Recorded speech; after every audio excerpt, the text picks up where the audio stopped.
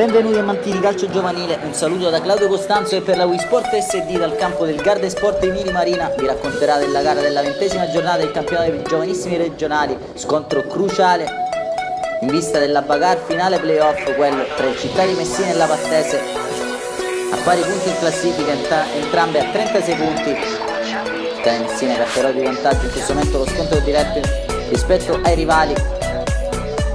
Abbiamo visto le scelte, quello sì, della nostra grafica di Mister Fiumara. Vede Maesano e De Gaetano partire alla panchina, a sorpresa Cannata in mezzo al campo accanto a Maceli. In attacco Spuria, Majorana e il rientrante Motta, l'ex vivaio della Regina.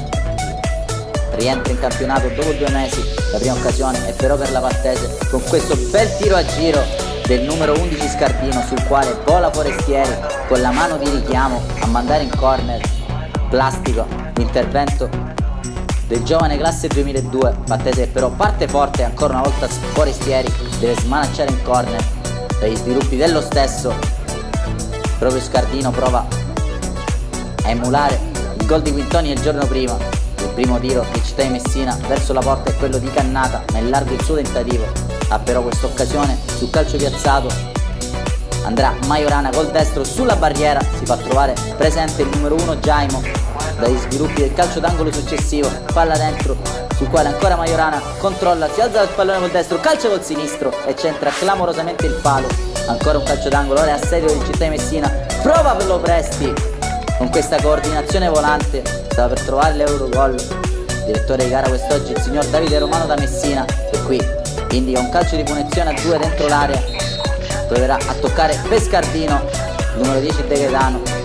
Dall'altro lato l'occasione Mangano, che 2 volte in porta calcia su Jaimo, ancora Mangano, andare via sul binario Mancino, non serve Spuria, calcia in porta e c'entra il secondo palo di giornata. Chi però Città di Messina ora sta dilagando, ancora un'occasione a un Majorana che prova il pallonetto, scellerato il suo tentativo. Preme forte il Città di Messina qui con questa azione personale di Panarello, autore fin qui di un'ottima prova, che rientra dentro, serve Spuria in profondità, anche lui a tu per tu con Jaimo, troppo frettoloso nel calciare, ancora alto il suo tentativo.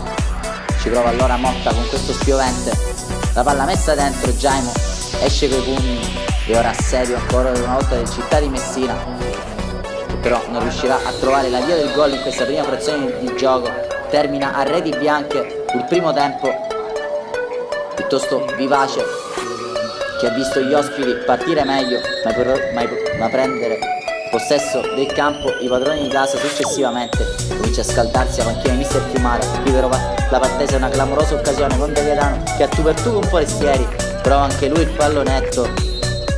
Fortunato anche qui il Città di Messina che ci prova con Motta sul calcio di punizione. Jaimo alza in corner, bella la parata del numero 1 della Pattese. Primo cambio, Cannata lascia il campo a De Gaetano, mentre Catalano lo farà al 9 del secondo tempo per Muscarà.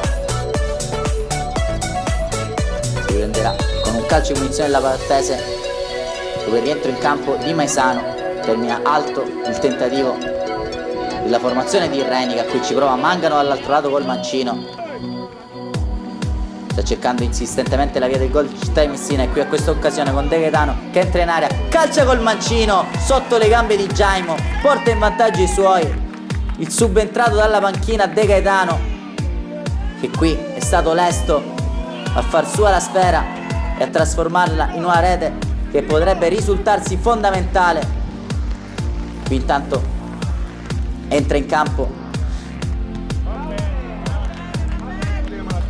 un altro giocatore per Città di Messina, Mangano alza questo campanile sul finale, sul quale si avventa come al solito il bomber Spuria, che trasforma il gol del 2-0. Sempre più capocannoniere del torneo il numero 9 del Città di Messina, qui di testa beffa Jaimo e forse mette il sigillo definitivo al match. Si chiuderà con questo tentativo della Pattese la gara. I 3 punti restano al Garda Sport. Il Città di Messina sale a quota 39, quando mancano 2 giornate al termine, rispettivamente Camaro e Torregrotta intanto ritrova la seconda posizione in classifica. E vi lasciamo con le immagini della festa dei ragazzi di Mister Fiumara. Da Claudio Costanzo per la Wii Sport è tutto, vi ringraziamo, alla prossima, sfondate il tasto mi piace.